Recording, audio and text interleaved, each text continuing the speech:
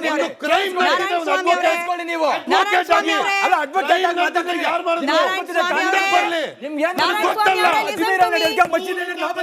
ನಾರಾಯಣ ಸ್ವಾಮಿ ಅವರೇ, ಇಬ್ಬರದು voice cut, ಇಬ್ಬರದು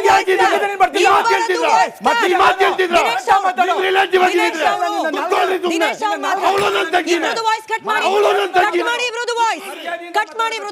ನಾರಾಯಣ ಸ್ವಾಮಿ ಅವರೇ, ರಜಾಕ್ ಅವರೇ, ಕಡೆ ಬಾರಿ ಹೇಳ್ತಿದ್ದೀನಿ, ನಾರಾಯಣ ಸ್ವಾಮಿ ಅವರೇ, ನಾರಾಯಣ ಸ್ವಾಮಿ ಅವರೇ, ರಜಾಕ್ ಇಬ್ರದು ವಾಯ್ಸ್ ಕಟ್ ಮಾಡಿ ವಾಯ್ಸ್ ಇಬ್ರದು. ದಿನೇಶ್ ಅವ್ರನ್ನ ತಗೊಳ್ಳಿ, ದಿನೇಶ್ ಅವ್ರನ್ನ ತಗೊಳ್ಳಿ, ದಿನೇಶ್ ಅವ್ರನ್ನ ತಗೊಳ್ಳಿ, ದಿನೇಶ್ ಅವ್ರ ಮಾತ್ರ, ದಿನೇಶ್ ಅವ್ರ ಮಾತ್ರ. ಇಬ್ಬರಿಗೂ ಹೇಳ್ತಾ ಇದೀನಿ, ವಕೀಲರೇ ಕಾಮ್ ಡೌನ್, ವಕೀಲರೇ ಕಾಮ್ ಡೌನ್. ರಜಾಕ್ ಅವರೇ, ದಿನೇಶ್ ಅವರ ನಿಮಿಷ. ನಾರಾಯಣ ಸ್ವಾಮಿ ಅವರೇ, ನಾನು ಲಾಸ್ಟ್ ಸತಿ ಹೇಳ್ತಾ ಇದ್ದೀನಿ, ರಜಾಕ್ ಅವ್ರಿಗೆ, ನಾರಾಯಣ ಸ್ವಾಮಿ ಅವ್ರಿಗೆ, ಇಬ್ಬರಿಗೂ ಹೇಳ್ತಾ ಇದ್ದೀನಿ. ರಜಾಕ್ ಅವರೇ, ರಜಾಕ್ ಅವರು ನಾರಾಯಣ ಸ್ವಾಮಿ ಅವ್ರಿಗೆ ಇನ್ನೊಂದೇ ಒಂದು ನಿಮಿಷ ಹಿಂಗೆ ಓವರ್ಲ್ಯಾಪ್ ಆದರೆ ಅನಿವಾರ್ಯವಾಗಿ ಇಬ್ರು ಆಫರ್ ಮಾಡಬೇಕಾಗುತ್ತೆ. ನನಗಿಷ್ಟ ಇಲ್ಲ, I respect all my panellist. ಆದರೆ ಇವತ್ತು ವಿಷಯ ಚರ್ಚೆ ಆಗಬೇಕು, ಜಗಳ ಅಲ್ಲ. ನಿಮ್ಮಿಬ್ಬರ ಜಗಳದಿಂದ 3 ಜನ ಸ್ವಾಮೀಜಿಗಳ ಸಮಯ ವ್ಯರ್ಥ ಆಗ್ತಾ ಇದೆ, ನಮ್ಮ ವೀಕ್ಷಕರ ಸಮಯ ವ್ಯರ್ಥ ಆಗ್ತಾ ಇದೆ. ಮತ್ತೊಮ್ಮೆ ಹೇಳ್ತಿದ್ದೀನಿ, ಇಬ್ಬರಲ್ಲಿ ಯಾರೇ ಓವರ್ಲ್ಯಾಪ್ ಮಾಡಿದ್ರು ಕೂಡ ಅನಿವಾರ್ಯವಾಗಿ ಮುಲಾಜಿಲ್ದೆ ಆಫರ್ ಮಾಡಬೇಕಾಗತ್ತೆ, which we don't want to do. Dinesh ಅವರೇ, ಕ್ವಿಕ್ ಆಗಿ ಹೇಳಿ, ನೀವು ಈಗಲೂ ಹೇಳಿಲ್ಲ ಯಾಕೆ ಡೆಲಿಬರೇಟ್ ಆಗಿ 2 ಪ್ರತ್ಯೇಕ ಪ್ರಕರಣಗಳನ್ನ ಒಂದೇ ಅಂತ ಹೇಳೋ ಪ್ರಯತ್ನ ಆಗ್ತಾ ಇದೆ? 2 ಪ್ರತ್ಯೇಕ ಪ್ರಕರಣ ಅಲ್ಲ ಇದು. ಈಗ ಏನು ಭೀಮಾ ಬಂದಿದ್ದಾನೆ, ಅಲ್ಲಿ 100 ಶವಗಳನ್ನು ಹುಟ್ಟಿದಾನೆ ಅಂತ ಹೇಳಿದಾನಲ್ಲ, ಈ ಹಿಂದೆ ಕೂಡ ಅದೇ ತರ ಪ್ರಕರಣಗಳು ನಡೆದಿದೆ. ಅದೇ ತರ ಪ್ರಕರಣಗಳು ನಡೆದಿದ್ದರಿಂದ ಈ 2 ಪ್ರಕರಣಗಳು ಒಂದೇ ಇರ್ತದೆ ಅನ್ನೋದು ನಮ್ಮ ವಾದ. ಹಾಗಂತ ನಾವು ಇಲ್ಲಿ ಎಲ್ಲೂ ಕೂಡ ಧರ್ಮದ ವಿರುದ್ಧವಾಗಿ, ದೇವಸ್ಥಾನದ ವಿರುದ್ಧವಾಗಿ ಯಾರು ಕೂಡ ಹೇಳಿಕೆಯನ್ನು ಕೊಡ್ತಾ ಇಲ್ಲ. ಇಲ್ಲಿ 100 ಜನ, ಲಕ್ಷಾಂತರ ಜನ ಹೋರಾಟ ಮಾಡುವಾಗ ಯಾರೋ ಒಬ್ರು ದೇವಸ್ಥಾನದ ಬಗ್ಗೆ ಮಾತಾಡಿರ್ಬಹುದು. ಅದನ್ನು ಬಿಟ್ರೆ ಹೋರಾಟಗಾರರಾಗ್ಲಿ, ವಕೀಲರಾಗ್ಲಿ, ನ್ಯಾಯಯುತವಾಗಿ ಹೋರಾಟ ಮಾಡ್ತಿರೋ ಯಾವೊಬ್ರು ಕೂಡ ದೇವಸ್ಥಾನದ ವಿಚಾರವಾಗಿ, ಕ್ಷೇತ್ರದ ವಿಚಾರವಾಗಿ ಏನು ಕೂಡ ಕಮೆಂಟ್ಸ್ ಮಾಡ್ತಾ ಇಲ್ಲ. ಆಯ್ತು, ನಾನು ಕೇಳಿಸ್ಕೊಂಡೆ, ನಾನು ಸಮಾಧಾನವಾಗಿ ಕೇಳಿಸ್ಕೊಂಡೆ. ಈಗ ನೀವು ಸಮಾಧಾನವಾಗಿ ಕೇಳಿಸ್ಕೊಳ್ಳಿ, ನಾನು ಸಮಾಧಾನವಾಗಿ ಕೇಳಿಸ್ಕೊಂಡೆ, ನೀವು ಸಮಾಧಾನವಾಗಿ ಕೇಳಿಸ್ಕೊಳ್ಳಿ. ದೇವಸ್ಥಾನದ ಬಗ್ಗೆ ಮಾತನಾಡ್ತಿಲ್ಲ, ದೇವಸ್ಥಾನವನ್ನ ಟಾರ್ಗೆಟ್ ಮಾಡ್ತಿಲ್ಲ ಅಂತ ನೀವು ಹೇಳಿದ್ರೆ ಜನ ಮೂರ್ಖರಲ್ಲ. JCB ಹತ್ತಿಸ್ಬೇಕು ಅಣ್ಣಪ್ಪ ಹಾಗೆ ಮಂಜುನಾಥ, ಅವನ ಬಗ್ಗೆ ನನಗೆ ಯಾವುದೇ ರೀತಿಯಾದ ನಂಬಿಕೆ ಉಳಿದಿಲ್ಲ ಅಂತ ಹೇಳಿರೋದು ನೀವು ಹೇಳ್ತಿರೋ ಹೋರಾಟಗಾರರೇ. Point number 1. ಪಾಯಿಂಟ್ ನಂಬರ್ 2, ಪ್ರತ್ಯೇಕ ಪ್ರಕರಣಗಳನ್ನ ಒಂದಾಗಿ ನೋಡಬೇಕು ಅನ್ನೋದು ನಿಮ್ಮ ಅನುಮಾನ, ಒಬ್ಬ ಸಾಮಾಜಿಕ ಹೋರಾಟಗಾರನಾಗಿ ನಿಮ್ಮ ಅನುಮಾನ. ಆದರೆ ಕಾನೂನು ಹಾಗೆ ತನಿಖೆಯ ಪ್ರಕ್ರಿಯೆಗಳು ನಿಮ್ಮಂತ ಅಥವಾ ನನ್ನಂತ ಸಾಮಾನ್ಯರ ಅನಿಸಿಕೆಗಳು, ಅಭಿಪ್ರಾಯಗಳು, ಊಹೆಗಳು, ಕಲ್ಪನೆಗಳ ಆಧಾರದ ಮೇಲೆ ನಡೆಯೋದಿಲ್ಲ. ಅನನ್ಯ ಪ್ರಕರಣ ಬೇರೆ, ಸೌಜನ್ಯ ಪ್ರಕರಣ ಬೇರೆ, ಭೀಮಾ ಅಂತ ಕರೆಸ್ಕೊಳ್ತಾ ಇರುವ ಈ ದೂರುದಾರ ತಂದಿರೋ ಪ್ರಕರಣ ಬೇರೆ. ಇದನ್ನ ವೀಕ್ಷಕರು ಕರೆಕ್ಟ್ ಆಗಿ ಅರ್ಥ ಮಾಡ್ಕೊಳ್ಬೇಕು. Bhima sir, let me complete, I request you, let me complete, I request you, let me complete. Razak ಅವರೇ, ಲೆಟ್ ಮೀ ಕಂಪ್ಲೀಟ್. ಭೀಮಾ ತಂದಿರುವ, ಭೀಮಾ ಅಂತ ಕರೆಸ್ಕೊಂಡಿರುವ ವ್ಯಕ್ತಿ ತಂದಿರುವ ಪ್ರಕರಣಕ್ಕೂ ಇಲ್ಲಿ ಯಾರು ತನಿಖೆಗೆ ಅಡ್ಡಿಪಡಿಸ್ತಾ ಇಲ್ಲ, ಇಲ್ಲಿ ಯಾರು ತನಿಖೆಗೆ ಅಡ್ಡಿಪಡಿಸ್ತಾ ಇಲ್ಲ, ತನಿಖೆ ಪ್ರಶ್ನೆ ಕೂಡ ಮಾಡ್ತಾ ಇಲ್ಲ. ಆದ್ರೆ ತನಿಖೆನ ನೀವು ಬೇರೆ ಪ್ರಕರಣಗಳನ್ನ ಕವರ್ ಅಪ್ ಮಾಡ್ಲಿಕ್ಕೆ ಅಥವಾ ಆ ಪ್ರಕರಣಗಳನ್ನ ದಿಕ್ಕು ತಪ್ಪಿಸ್ಲಿಕ್ಕೆ ಬಳಕೆ ಮಾಡೋಂಗಿಲ್ಲ. ಸೆಕೆಂಡ್ ಬ್ರೇಕಿಂಗ್ ಆನ್ ಹೀಗಾಗಿ ತಾಳ್ಮೆ ಕಳೆದುಕೊಳ್ತಾ ಇದೆ ಹಿಂದೂ ಸಮಾಜ. ಯಾಕಾಗಿ? ಹೇಳಿದ್ದು ನಿಜವಾಗದೆ ಹೋದ್ರೆ, ಈ ದೂರುದಾರಿ ಹೇಳಿದ್ದು ನಿಜವಾಗದೆ ಹೋದ್ರೆ ಆತನನ್ನ ಗುಂಡಿಟ್ಟು ಕೊಲ್ಲಿ ಹೇಳ್ತಿರೋದು ನಾನಲ್ಲ, ಹೇಳ್ತಿರೋದು ಹಿಂದೂ ಸಮಾಜದ ಮುಖಂಡರು. ಅಪಪ್ರಚಾರ ಮಾಡ್ತಿರೋದು ಸಾಬೀತಾದ್ರೆ ಅವರನ್ನ ಗಲ್ಲಿಗೇರಿಸಬೇಕು. ಯಾಕಂದ್ರೆ ಮಾಡ್ತಿರೋದು ಸಾಮಾನ್ಯ ಆರೋಪ ಅಲ್ಲ, ಹಿಂದೂ ಧಾರ್ಮಿಕ ಶ್ರದ್ಧಾ ಕೇಂದ್ರವನ್ನ ಗುರಿಯಾಗಿಸ್ಕೊಂಡು ಮಾಡ್ತಿರೋ ಆರೋಪ. ಏನೂ ಸಿಗದೆ ಹೋದ್ರೆ, ಪುರಾವೆಗಳು, ಸಾಕ್ಷ್ಯಗಳು ಸಿಗದೆ ಹೋದ್ರೆ, ಸಿಕ್ಕೇ ಇಲ್ಲ ಅಂತ ಹೇಳ್ತಿಲ್ಲ, ಮುಂದೊಂದಿನ ತನಿಖೆ ಕಂಪ್ಲೀಟ್ ಆದಾಗ್ಲೂ ಕೂಡ ಏನೂ ಸಿಗದೆ ಹೋದ್ರೆ ಪೊರ್ಕೆ ಸೇವೆ ಮಾಡ್ತೀವಿ ಅಂತ ಹೇಳ್ತಿದ್ದಾರೆ. ರೇಣುಕಾಚಾರ್ಯ ಅವರ ಹೇಳಿಕೆ ಇದೆ, ಕೇಳಿಸ್ಕೊಳ್ಳಿ, ಚರ್ಚೆ ಮುಂದುವರ್ಸೋಣ. ಧರ್ಮಸ್ಥಳದ ಬಗ್ಗೆ ಅಪಪ್ರಚಾರ ಮಾಡ್ತಾರೆ. SIT ತನಿಖೆ ಮಾಡಲಿ, ಎಷ್ಟು ದಿವಸ ಬೇಕು ತನಿಖೆ ಮಾಡೋಕ್ಕೆ? ಅರೆ 18 ಅಡಿ ಆಗಲ್ಲ, 20 ಅಡಿ ಆಳ ತೆಗೆದಿರುವ ಒಂದು ಅಸ್ಥಿಪಂಜರ ಸಿಗ್ತಲ್ಲ ಅಂದರೆ ಇದು ಷಡ್ಯಂತ್ರ. ನಾನು ಹೇಳ್ತಿದ್ದೀನಿ, ಅನಾಮಿಕ ವ್ಯಕ್ತಿ ಯಾರು ದೂರು ಕೊಡಿದ್ರೆ ಅವನಿಗೆ ಗುಂಡಿಟ್ಟು ಹೊಡಿಬೇಕು. ಮತ್ತು ಇವತ್ತು ಅಂಥ ತಕ್ಷಣ ಯಾರು ಧರ್ಮಸ್ಥಳ ಬಗ್ಗೆ ಪೂಜೆ ವೀರೇಂದ್ರ ಹೆಗ್ಗಡೆ ಅವ್ರ ಬಗ್ಗೆ ಅಪಪ್ರಚಾರ ಮಾಡ್ತಾರೆ ಅವ್ರನ್ನ ಬಂಧಿಸಿ ಗಲ್ಲಿಗೇರಿಸೋಕ್ಕೂ ಇದೇ ರೀತಿ ಸರ್ಕಾರ ಧೋರಣೆ ಮುಂದುವರೆದ್ರೆ ನಾವು ಹೊನ್ನಾಳಿ ನ್ಯಾಮತಿಹಳ್ಳಿ ತಾಲೂಕಿಂದ ಮಹಿಳೆಯರು ಸಹಸ್ರಾರು ಸಂಖ್ಯೆಯಲ್ಲಿ ಬಂದು ಪರಕೆ ಸೇವೆ ಮಾಡ್ತೀವಿ ಅಂತೇಳಿ ಸರ್ಕಾರಕ್ಕೆ ಎಚ್ಚರಿಕೆ ಕೊಡ್ತಿದ್ದೀನಿ. ನಾವು ಆಯ್ತು, ನಾನು ನೇರವಾಗಿ 3 ಜನ ಸ್ವಾಮೀಜಿಗಳಿದ್ದಾರೆ, ಅಲ್ಲಿ ಮೊದಲಿಗೆ ಕ್ಷಮೆ ಯಾಚಿಸ್ತಾ, ನಿಮ್ಮ ಸಮಯ ಕೊಡ್ಲಿಕ್ಕಾಗಲಿಲ್ಲ, ಇಲ್ಲಿ ಚರ್ಚೆ ಮುಗಿಸಿ ನಿಮ್ಮ ಹತ್ರ ಬರಬೇಕು ಅಂತಿತ್ತು, ಹಾಗಾಗಿ ವಿಳಂಬಕ್ಕೆ ಕ್ಷಮೆ ಯಾಚಿಸ್ತಾ ನಾನು ಮೊದಲನೇದಾಗಿ ಶಿವಾಚಾರ್ಯ ಮಹಾಸ್ವಾಮೀಜಿ ಅವರಲ್ಲಿ ಪ್ರಶ್ನೆ ಕೇಳ್ತೀನಿ.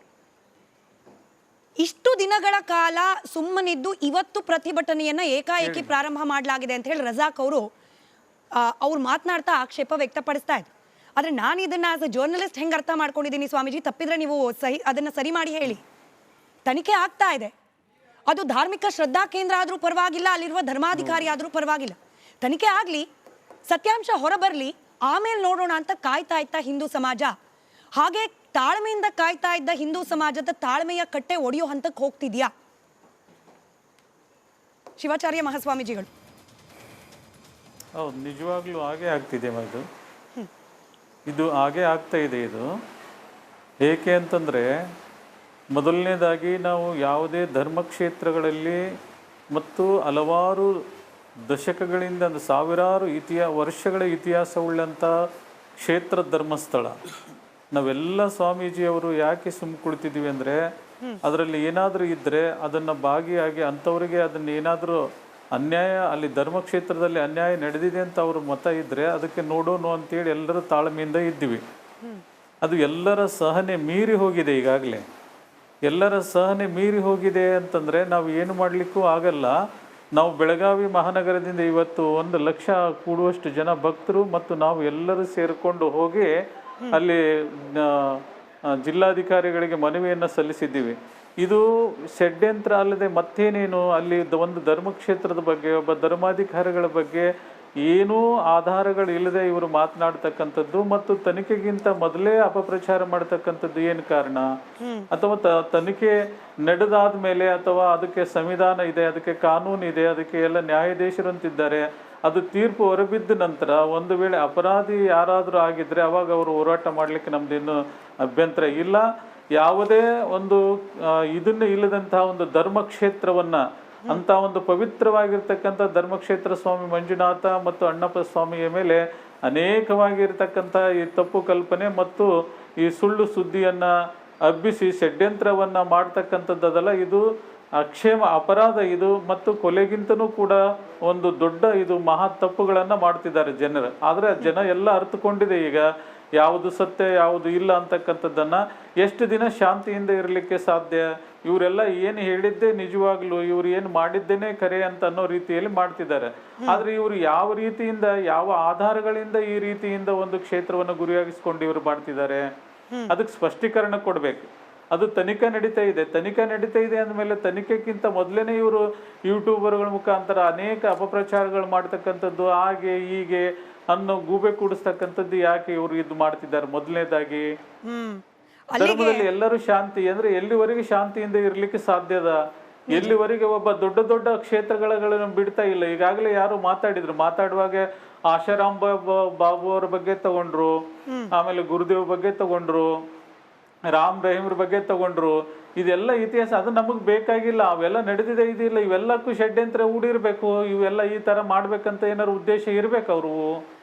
ಅಲ್ಲಿಗೆ ಸ್ವಾಮೀಜಿಗಳೇ, ಅಂದ್ರೆ ನಿಮ್ಮ ಮಾತಿನಿಂದ ನಾನು ಅರ್ಥ ಮಾಡ್ಕೊಂಡಿದ್ದೇನಂದ್ರೆ ಮಂತ್ರವನ್ನು ಜಪಿಸಬೇಕು. ನಿಜ, ಅಂದ್ರೆ ತನಿಖೆಗೆ ಆಕ್ಷೇಪ ಇಲ್ಲ, ಆದ್ರೆ ತನಿಖೆ ಆಗೋ ಸಂದರ್ಭದಲ್ಲಿ ಆಗ್ತಾ ಇರುವ ಅಪಪ್ರಚಾರಗಳು ನಿಲ್ಲಬೇಕು ಅಂತ ಹೇಳಿ.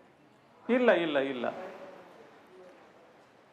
ನಿಲ್ಬೇಕು. ಒಂದು ಕ್ಷೇತ್ರ, ಧರ್ಮಸ್ಥಳ ಕ್ಷೇತ್ರ, ಅದು ಇಡೀ ಕರ್ನಾಟಕ ಅಷ್ಟೇ ಅಲ್ಲ, ಇಡೀ ಎಲ್ಲ ವಿಶ್ವ ಮತ್ತು ಎಲ್ಲಕ್ಕೂ ಕೂಡ ಒಂದು ಧರ್ಮ ಕ್ಷೇತ್ರವಾಗಿರ್ತಕ್ಕಂಥ ಧರ್ಮಸ್ಥಳ. ಅದು ನಮ್ಮೆಲ್ಲರ ನಂಬಿಕೆ, ಶ್ರದ್ಧಾ, ಪವಿತ್ರ ಸ್ಥಾನ. ಅದು ಅದ್ರ ಬಗ್ಗೆ ಅಪಪ್ರಚಾರ ಮಾಡಿದ್ದಾದ್ರೆ ಯಾರು ಸಹಿಸಿಕೊಳ್ಳಂಗಿಲ್ಲ, ಸಹಿಸಿಕೊಳ್ಳೋ ಮಾತಂತೂ ಇಲ್ಲೇ ಇಲ್ಲ. ನಿಜ ನಿಜ. ನಮ್ಮ ಜೊತೆಯಲ್ಲಿ ವೀರಬಸವ ಸ್ವಾಮೀಜಿ ಅವರು ಕೂಡ ಬರ್ತೀನಿ ರಜಾಕ್ ಅವರೇ. ನಮ್ಮ ಜೊತೆಯಲ್ಲಿ ವೀರಬಸವ ಸ್ವಾಮೀಜಿ ಅವರು ಕೂಡ ಇದ್ದಾರೆ. ರಜಾಕ್ ಜಿ, ಒಂದು ಪೆಟಿಷನ್ ಹಾಕಿ ಇದರ ಮೇಲೆ ಏನು ನೀವು ನೋಡಿ, ನಾನು ಸ್ವಾಮೀಜಿಗಳನ್ನ ಮಾತನಾಡ್ತಾ ಇದ್ದೀನಿ, ಅವರು ನಮ್ಮ ರೆಗ್ಯುಲರ್ ಪ್ಯಾನಲಿಸ್ಟ್ ಗಳಲ್ಲ. ಪ್ರತಿಭಟನೆಯ ಹಾದಿ ಹಿಡಿದಿದ್ದಾರೆ. ಹಾಗಾಗಿ ನಾನು ಅವರನ್ನು ಪ್ರಶ್ನೆ ಮಾಡ್ತಿದ್ದೀನಿ. ಇದ್ದೀನಿ. ರಜಾಕ್ ಅವರು ಮಾತಾಡುವಾಗ ನಾವೇನು ಹೌದು, ಮಾತಾಡಿಲ್ಲ. ಹೌದು. ಇಲ್ಲ, ಸ್ವಾಮೀಜಿ, ನಾನು ಅದಕ್ಕೆ ಹೇಳ್ತಿದ್ದೀನಿ. ಯಾರು ಮಾತಾಡಬಾರ್ದು. ಅವ್ರು ಮಾತಾಡುವವರಿಗೆ ನಾವು ಏನು ಮಾತಾಡಿಲ್ಲ. ಹೌದು. ನಾನು ಅದಕ್ಕೇನೆ ನಾನ್ ಪ್ರಶ್ನೆ ಕೇಳ್ತಾ ಇದ್ದೆ. ನಾನು ಬರ್ತೇನೆ. ನಾವು ವೀರಬಸವ ಸ್ವಾಮೀಜಿ ಅವರಿದ್ದಾರೆ. ಸ್ವಾಮೀಜಿ, ಈಗಿರೋ ವಿಚಾರ ಅಂತಂದ್ರೆ ಇಲ್ಲಿ ಕೇವಲ ವ್ಯಕ್ತಿಗಳ ಮೇಲೆ ಮಾತ್ರ ಆರೋಪ ಇದೆ, ಕ್ಷೇತ್ರದ ಮೇಲಲ್ಲ ಅಂತ ಹೇಳಿ ಕೆಲವರು ಹೇಳ್ತಾರೆ. ಆದ್ರೆ ಪ್ಯಾರಲಲ್ ಆಗಿ ನಾವು ಗಮನಿಸ್ತಾ ಇದೀವಿ, ಸಾಮಾಜಿಕ ಜಾಲತಾಣಗಳಲ್ಲಿ, ಸೋಷಿಯಲ್ ಮೀಡಿಯಾಗಳಲ್ಲಿ ಧರ್ಮಸ್ಥಳದ ಮುಖವಾಡವನ್ನು ಇಟ್ಕೊಂಡು ಅದ್ರ ಹಿಂದೆ ಅತ್ಯಾಚಾರ ಮಾಡಲಾಗ್ತಾ ಇದೆ, ಮಂಜುನಾಥನ ಸನ್ನಿಧಿಯನ್ನ ಕವಚದ ರೀತಿಯಲ್ಲಿ ಉಪಯೋಗಿಸ್ಕೊಳ್ಳಲಾಗ್ತಿದೆ. ಈ ರೀತಿಯ ಮಾತು ಬಂದಾಗ ಅದು ಕ್ಷೇತ್ರವನ್ನ ಗುರಿಯಾಗಿಸ್ಕೊಂಡು ಮಾಡ್ತಾ ಇರುವ ಅಪವಾದ ಅಲ್ಲ, ಆರೋಪ ಅಲ್ಲ ಅಂತ ಹೇಳಿ ಪ್ರತ್ಯೇಕ ಮಾಡ್ಲಿಕ್ಕೆ ಸಾಧ್ಯನಾ? ಸಾಧ್ಯನೇ ಇಲ್ಲ. ಇದು ಮೇಡಮ್, ಈ ವಿಚಾರವಾಗಿ ನಾವು ಹೇಳೋದೇನಂತಂದ್ರೆ, ವೀರಬಸವ ಸ್ವಾಮೀಜಿ ಅವರು, ಇಲ್ಲ ವೀರಬಸವ ಸ್ವಾಮೀಜಿ ಅವರು ಈ ವಿಚಾರವಾಗಿ ನಾನು ಹೇಳೋದೇನಂದ್ರೆ, ಇವತ್ತು ನಾವು ಹೇಳೋದೇನಂತಂದ್ರೆ, ಈಗ ಒಂದು ನಿಮಗೆಲ್ಲ ಈ ವಿಷಯ ಸತ್ಯ ಸಂಗ್ರಹದ ಬಗ್ಗೆ ನಾವು ಮಾತಾಡ್ತಿದ್ದೀವಿ. ಈಗ ಬೇರೆ ವಿಷಯಗಳ ಅವಶ್ಯಕತೆ ಇಲ್ಲ ಅಂತ ನನ್ನ ಅಭಿಪ್ರಾಯ. ನೀವು ಕೇಳಿದ್ದು ದೇವಸ್ಥಾನ ಬಿಟ್ಟುಕೊಂಡು ಹೆಗಡೆಯವ್ರ ಹೆಸರು ಮೇಲೆ ಅಥವಾ ಇನ್ನೊಂದು ವಿಚಾರವಾಗಿ ಮಾತಾಡ್ತಿದ್ದಾರೆ ಅಂತ ವಿಚಾರ. ನಾನು ಹೇಳೋದೇನಂತಂದರೆ, ಅಕ್ಬರ್ ಬೀರ್ಬಲಂಗೆ ಕತೆ ನೆನಪಾಗ್ತದೆ. ಚಳಿ ಬಂತು, ಚಳಿ ಬಂದಿದ್ದಕ್ಕೆ ಒಬ್ಬ ಭಿಕ್ಷಕನ ತೊಗೊಂಡು ಬಂದು ನೀರೊಳಗೆ ಮುಳುಗಿಸಿದ್ರು. ಮುಳುಗಿಸಿದಾದ ಮೇಲೆ ರಾತ್ರಿ ಎಲ್ಲ ಕಳೆದವನು, ಇದಕ್ಕೆ ಬಹುಮಾನ ಕೊಡ್ತೀನಿ ಅಂತ ಅಕ್ಬರ್ ಬೀರ್ಬಲ್ನ ಹತ್ರ ಹೇಳಿದ್ದ. ಇದು ವಿಚಾರ ಏನಂತಂದ್ರೆ, ಆ ಭಿಕ್ಷಕ ಆ ಹಣದ ಆಸೆಗೆ ಹೋಗಿ ನೀರಲ್ಲಿ ನಿಂತ್ಕೊಂಡಾದ್ಮೇಲೆ ಬೆಳಗ್ಗೆ ಬಂದು ಅಕ್ಬರ್ ಕೇಳಿದಂತೆ, ಹೆಂಗೆ ನೀರಲ್ಲಿ ನಿಂತ್ಕೊಂಡೆ ಅಂತಂದೇಳಿ. ಆವಾಗ ನೋಡು, ನಾನು ಆ ಚಳಿಯನ್ನು ಲೆಕ್ಕಿಸ್ತೇನೆ, ಸುಮ್ಮನೆ ವಿದ್ಯುತ್ ಕಂಬವನ್ನು ನೋಡ್ಕೊಂಡು ನಿಂತಿದ್ದೆ. ಆ ವಿದ್ಯುತ್ ಕಂಬ ನೋಡ್ಕೊಂಡು ನಿಂತಿದ್ರಿಂದ ನನಗೆ ಆ ಚಳಿ ಬಗ್ಗೆ ಪ್ರಜ್ಞೆ ಬರಲಿಲ್ಲ ಅಂತ ಹೇಳ್ತಾರೆ. ಅವಾಗ ನೀನು ಹಂಗಂದ್ರೆ ನೀನು ವಿದ್ಯುತ್ ಕಂಬವನ್ನು ನೋಡ್ಕೊಂಡು ನಿಂತಿದೆ ಅಂತಂದ್ರೆ ನಿನಗೆ ಅದ್ರ ಸಪೋರ್ಟೆಡ್ ಆಗಿ ನಿಂತಿದೆ, ಹಿಂಗಾಗಿ ನಿನಗೆ ಬಹುಮಾನ ಕೊಡಲ್ಲ, ವರಾಹ ಕೊಡಲ್ಲ ಅಂತ ಹೇಳಿ ಅಕ್ಬರ್ ಹೇಳ್ತಾನೆ. ಅವಾಗ ಬೀರ್ಬಲ್ಲ ಅವನ ಹತ್ರ ಹೋಗಿ ಹೇಳ್ತಾನೆ, ಏನಂತ, ನೋಡು ನನಗೆ ಹಿಂಗಾಗಿ ಹೋಗ್ಬಿಡ್ತಲ್ಲ ಅಂತ. ಒಂದು ಕೆಲಸ ಮಾಡ, ಬೀರ್ಬಲ್ಲಂಗೆ ಕರಿಯಕ್ಕೆ ಬರ್ತಾರಂತೆ. ಕರಿಯೋದಕ್ಕೆ ಬಂದಾಗ ಆ ಬೀರ್ಬಲ್ಲ ಅಡುಗೆ ಮಾಡ್ಕೊಂಡು ಊಟ ಮಾಡಿ ಬರ್ತೀನಿ ಅಂತ ಹೇಳಿದ್ನಂತೆ. ಅವನು 3 ಅಡಿ ಮೇಲಿಟ್ಟುಕೊಂಡು ಪಾತ್ರೆನ ಕೆಳಗೆ 3 ಅಡಿ ಕೆಳಗಡೆ ಬೆಂಕಿ ಹಾಕಿದ್ನಂತೆ. ಅವಾಗ ಬೀರ್ಬಲ್ಲಂಗೆ ಕರಿಯೋದಕ್ಕೆ ಹೋದ್ರು, ಅಡುಗೆ ಮಾಡಿ ಊಟ ಮಾಡ್ಕೊಂಡು ಬರ್ತೀನಿ, ಅಡುಗೆ ಮಾಡಿ ಊಟ ಮಾಡ್ಕೊಂಡು ಬರ್ತೀನಿ ಅಂದ್ರೆ ಕೊನೆಗೆ ರಾಜನೇ ಬಂದು ನಿಂತ್ಕೊಂಡಂತೆ, ಯಾಕೆ ಬರ್ತಿಲ್ಲ ಅಂತಂದು. ಅಡುಗೆ ಮಾಡ್ಕೊಂಡು ಊಟ ಮಾಡಿ ಬರಬೇಕು ಅಂದಂತೆ. ಆ ಬೆಂಕಿ ಪಾತ್ರೆಗೆ ಬಿಡಿತಾರದು ನೋಡಿ ರಾಜ ನಕ್ಕನಂತೆ. ಏನಂತ, ಇಷ್ಟು ದೂರ ಇಟ್ಕೊಂಡು ಇದಕ್ಕೆ ನೀನು ಬಡದಾಡಿಬಿಟ್ರೆ ಹೆಂಗಪ್ಪ, ಅದನ್ನು ಯಾವಾಗಲೂ ಪಕ್ಕದಲ್ಲಿ ಇಟ್ಟುಕೊಂಡು ಅಡುಗೆ ಮಾಡ್ಕೊಂಡು ಊಟ ಮಾಡಬೇಕು ಅಂದಂತೆ. ಪರಿಸ್ಥಿತಿ ಏನಾಗಿದೆ ಅಂತಂದ್ರೆ, ಈಗ ವೀರೇಂದ್ರ ಹೆಗ್ಗಡೆ ಅವರು ಧರ್ಮಸ್ಥಳದ ಬಗ್ಗೆ ಪ್ರತ್ಯೇಕವಾಗಿ ನಾವು ಎಲ್ಲೋ ಇಟ್ಕೊಂಡು ಮಾತಾಡೋದಲ್ಲ, ಪೂಜ್ಯನೀಯವಾಗಿರ್ತಕ್ಕಂಥ ವೀರೇಂದ್ರ ಹೆಗ್ಗಡೆ ಅವರು, ನಮ್ಮ ಭಾರತ ದೇಶ ಎಷ್ಟು ಪವಿತ್ರವಾದ ರಾಷ್ಟ್ರ ಅಂದ್ರೆ ಧರ್ಮಸ್ಥಳಕ್ಕೆ ಭಾವೈಕ್ಯತೆಯಿಂದ ಕೂಡಿರ್ತಕ್ಕಂಥದ್ದು ಇದು. ಆ ದೇವಸ್ಥಾನ ಭಾವೈಕ್ಯತೆಯಿಂದ, ಅಲ್ಲಿ ಯಾರೇ ಹೋಗಲಿ ವೀರೇಂದ್ರ ಹೆಗ್ಗಡೆ ಅವರು ಭೇದ ಭಾವಗಳನ್ನ ಮಾಡಿಲ್ಲ. ಇದು ಅಪರಾಧವನ್ನು ಮಾಡುವಂಥದ್ದು, ಮಾತಾಡುವಂಥದ್ದು ನಾವೆಲ್ಲರೂ ಡಿಸಿಷನ್ ತಗೊಳ್ಳೋದಿಲ್ಲ. ಕಾನೂನಿದೆ, ಸಂವಿಧಾನ ಇದೆ. ಈಗ ಏನಾಗಿದೆ, ಸರ್ವಜ್ಞನ ವಚನ ನೆನಪಿಗೆ ಬಂತು ನನಗೆ. ಹೆಂಗೆ ಅಂದರೆ, ಹೇಡಿಂಗೆ ಹಿರಿತನವು, ಮೂಡಂಗೆ ಗುರುತನವು, ನಾಡ ನೀಚಂಗೆ ದೊರೆತರೆ ಲೋಕಕ್ಕೆ ಕೆಡಕು ನೋಡ ಸರ್ವಜ್ಞ ಅಂತ ಮಾತು. ಸುಮ್ಮನೆ ಎಲ್ಲರೂ ಮಾತಾಡೋದಕ್ಕಿಂತನೂ ಸತ್ಯ ಸಂಘರ್ಷದ ಬಗ್ಗೆ ಅವ್ರು ಎಂಥ ಒಳ್ಳೊಳ್ಳೆ ಕೆಲಸಗಳನ್ನು ಮಾಡ್ಕೊಂಡು ಬಂದಿದ್ದಾರೆ. ಸ್ತ್ರೀ ಸಬಲೀಕರಣ, ಮೊದಲಿಗೆ ಅವ್ರು ಇಂಥ ಕೆಲಸಗಳನ್ನು ಮಾಡಬೇಕಾಗಿತ್ತಂದ್ರೆ ಸ್ತ್ರೀಯರಿಗೆ ಮಾಸಾಸನಗಳಾಗಿರಬಹುದು, ಅಥವಾ ಬಡಬಗ್ಗರಿಗೆ ಅವ್ರಿಗೆ ಹೋಗಿ ಸಹಾಯಧನವನ್ನು ಮಾಡುವಂಥದ್ದಾಗಿರಬಹುದು, ಊರುಗಳ ಬಗ್ಗೆ ಗ್ರಾಮಾಭಿವೃದ್ಧಿ ಯೋಜನೆಗಳ ಬಗ್ಗೆ ಆಗಿರಬಹುದು, ಸರ್ಕಾರ ಮಾಡದೇ ಇರತಕ್ಕಂಥ ಕೆಲಸವನ್ನ ಆ ವ್ಯಕ್ತಿ ಮಾಡ್ತಿದ್ದಾರೆ. ಧರ್ಮಸ್ಥಳದ ಒಂದು ಹೆಸರಿನಲ್ಲಿ ಆ ವ್ಯಕ್ತಿ ಮಾಡ್ತಿದ್ದಾರೆ. ಆ ವ್ಯಕ್ತಿ ಬಗ್ಗೆ ಸುಮ್ಮನೆ ಕೆಡದಾಗಿ ಯೋಚನೆ ಮಾಡಿ ಮಾತಾಡುವಂಥದ್ದು ಅಲ್ಲ ಅಂತ ನನ್ನ ಅಭಿಪ್ರಾಯ. ಚರ್ಚೆ ಆಗಲಿ ಮೇಡಮ್. ಕಾನೂನಿಗೆ ಎಲ್ಲರೂ ತಲೆ ಬಾಗ್ತಾರೆ ಇವತ್ತು. ಬಾಗದೇ ಇರೋರು ಏನೇನೋ ಮಾತಾಡ್ತಾರಷ್ಟೇ. ಅವರು ಹೇಳಿದಾರಲ್ಲ, ಪೂಜ್ಯರೇ ಹೇಳಿದ್ದಾರೆ, ನೀವು ನಡೆಸಿ, ತನಿಖೆ ನಡೆಸಿ, ಏನಾದರೂ ಮಾಡಿ, ನಂದೇನು ಅದಕ್ಕೆ ತಕರಾರಿಲ್ಲ ಅಂತ ಹೇಳಿದಾರಲ್ಲ. ನಿಜ. ವಜ್ರದೇಹಿ ಮಠದಿಂದ ರಾಜಶೇಖರಾನಂದ ಶ್ರೀಗಳು ಕೂಡ ಇದ್ದಾರೆ. ಅವರು ಒಂದು ಕ್ವಿಕ್ ರಿಯಾಕ್ಷನ್ ತಗೊಂಡು ಬ್ರೇಕಿಗೆ ಹೋಗೋ ಸಮಯ. ಈಗ ಹಿಂದೂ ಸಮಾಜದ ತಾಳ್ಮೆ ಎಷ್ಟು ದಿನದ ತನಕ ತನಿಖೆ ಆಗಬೇಕು, ಅದರಿಂದ ಸತ್ಯಾಂಶ ಹೊರಗೆ ಬರಬೇಕು, ಸರಿಯೇ. ಆದ್ರೆ ಆಕ್ಷೇಪ ಇರೋದು ತನಿಖೆ ಬಗ್ಗೆ ಅಲ್ಲ, ತನಿಖೆಗಿಂತ ಪ್ರಖರವಾಗಿ ನಡೀತಾ ಇರುವ ಈ ಅಪಪ್ರಚಾರ ಇದೆಯಲ್ಲ, ಅವ್ರ ಹೆಸರು ಹೇಳ್ದಲ್ಲೇ ಅವ್ರ ಕಡೆ ಬೊಟ್ಟು ಮಾಡಿ ತೋರಿಸೋದು, ಆ ಕ್ಷೇತ್ರಕ್ಕೆ ಹೋಗ್ಬೇಡಿ ಆ ಕ್ಷೇತ್ರ ಕಳಂಕಿತ ಅನ್ನೋದು, ಇಂಟರ್ನ್ಯಾಷನಲ್ ಮೀಡಿಯಾಗಳಲ್ಲಿ ಅಲ್ಲಿ ಹೋದ ಹೆಣ್ಮಕ್ಳು ವಾಪಸ್ ಬರೋದಿಲ್ಲ, 80 ಮುಖ್ಯ ಆದ್ರೂ ಕೂಡ ಬಿಡೋಲ್ವಂತೆ, ಈ ರೀತಿಯ ಚರ್ಚೆ ಆಗೋದು, ಇದಲ್ವೇ ಆಕ್ಷೇಪ ಗುರುಗಳೇ? ಪ್ರಸ್ತುತವಾಗಿರ್ತಕ್ಕಂಥ ಆಕ್ಷೇಪಗಳ ನಡುವೆ ಯೂಟ್ಯೂಬರ್ಗಳು ಬಂದು ಅದನ್ನ 7 ಸಿಕ್ಕಿದೆ, 10 ಸಿಕ್ಕಿದೆ, 120 ಸಿಕ್ಕಿದೆ ಅಂತ ಹೇಳಿ ಬೊಗಳೆ ಬಿಡೋದನ್ನ ಸರ್ಕಾರ ತಡಿಬೇಕು. ಸಿಟ್ ತನಿಖೆಯ ಮುಖಾಂತರ ಅವರನ್ನು ತಡೆ ಹಿಡಿಯಬೇಕಿತ್ತು. ಆ ಕೆಲಸ ಅಲ್ಲಿ ಆಗಿಲ್ಲ. ನಾವು ಸರ್ಕಾರದ ನಡೆಯನ್ನ ಪ್ರಶಂಸಿಸಿದ್ದೇವೆ. ಸಿಟ್ ತನಿಖೆಯ ಬಹಳ ಇಂಚಿಂಚು ಕೂಡ ಬಹಳ ಚಂದವಾಗಿ ಅವರು ತನಿಖೆ ಮಾಡ್ತಾ ಇದ್ದಾರೆ. ಅದರಲ್ಲಿ ಯಾರು ಕೂಡ ಎಲ್ಲಿನಿತು ಲೋಪ ಕಾಣಲಿಲ್ಲ. ನಾವಾದಿಯಾಗಿ ಎಲ್ಲಾ ಸ್ವಾಮೀಜಿಗಳು ಅದನ್ನು ಗೌರವಿಸಿದ್ದಾರೆ. ಪ್ರಶ್ನೆ ಇರುವುದೆಲ್ಲಿ, ಒಬ್ಬ ನಾನು ಸಾವಿರಾರು ಕುರುಡೆ ಹೊಕ್ಕಿದ್ದೇನೆ ಅಂತ ಹೇಳಿದ್ರೆ ಮೊದಲಿಗೆ ಅವನನ್ನ ತನಿಖೆ ಮಾಡಬೇಕು. ಒಂದು ಸ್ಕೆಲೆಟಿನ್ ತಂದಿದ್ದಾನೆ, ಆ ಸ್ಕೆಲೆಟಿನ್ ಅನ್ನ ತನಿಖೆ ಮಾಡಬೇಕಿತ್ತು. ಅದು ಮೂಲ ಪತ್ತೆ. ಆ ಮೂಲ ಪತ್ತೆಯನ್ನ ಮಾಡಿದ ಮೇಲೆ ಉಳಿದ ವಿಷಯ. ಇದು ಮೂಲವನ್ನ ಬಿಟ್ಟು 10-20 ತನಿಖೆ ಮಾಡಿ ಆ ಕ್ಷೇತ್ರದ ಮೇಲೆ ಬೊಟ್ಟು ಮಾಡುವಂತಹ ಈ ಒಂದು ಸಂಚು ಇದೆಯಲ್ಲ, ಈ ಷಡ್ಯಂತ್ರ ಇದೆಯಲ್ಲ, ಇದರ ಹಿಂದೆ ಯಾರಿದ್ದಾರೆ? ಇವತ್ತು ಸನ್ಮಾನ್ಯ ನಮ್ಮ ಉಸ್ತುವಾರಿ ಮಂತ್ರಿಗಳು ಒಂದು ಬಹಳ ಚೆನ್ನಾಗಿ ಮಾತನಾಡಿದ್ದಾರೆ. ನಮ್ಗೆ ಇಲ್ಲಿವರೆಗೆ ಇವರು ಇದನ್ನ ತಕೊಂಡು ಹೋಗಿ ಜಗತ್ತಿಗೆ ಇದನ್ನ ಬಿಂಬಿಸಿದ್ರು. ಆದ್ರೆ ಇದರ ಹಿಂದೆ ಯಾರಿದ್ದಾರೆ? ಇದು ಯಾಕೆ ಹೀಗಾಗಿದೆ? ಸುಳ್ಳನ್ನು ಯಾಕೆ ಈ ರೀತಿ ತಂದಿದ್ದಾರೆ?